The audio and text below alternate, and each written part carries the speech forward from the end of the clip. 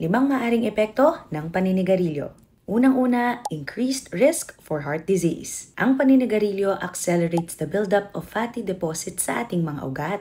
And this is what we call atherosclerosis. Nagnanarrow at nag-harden ang mga arteries na nagiging dahilan ng pagtaas ng risk ng heart attack, stroke at peripheral arterial disease. Ang nicotine sa mga sigarilyo causes the blood vessels to constrict. Lumiliit ang daanan nito kaya naman nagkakaroon ng high blood pressure or hypertension. Dahil dito nagkakaroon ng extra strain on the heart, increasing the risk of heart disease. Pangalawa, cancer development. Smoking is the leading cause of lung cancer. Ang mga substances or carcinogens in tobacco smoke damage lung cells na nagiging dahilan ng mutation leading to cancer. Ang smoking can also increase the risk of having different types of cancer in the mouth, throat, esophagus, pancreas, bladder, liver, kidneys, and stomach. Pangatlo, respiratory problems. Ang smoking is the primary cause of COPD or chronic obstructive pulmonary disease. Kasama dito ang mga sakit na chronic bronchitis at emphysema.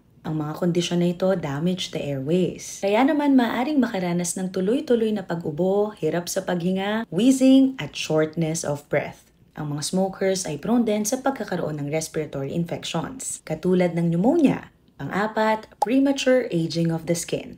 Ang smoking accelerates the breakdown of collagen and elastin. Ito ang mga proteins that keep the skin firm and elastic. Dahil dito, nagkakaroon ng premature aging at formation ng maraming wrinkles. Ang smoking also reduces blood flow to the skin. Kaya naman, maaaring magmukhang dull, pale, and unhealthy.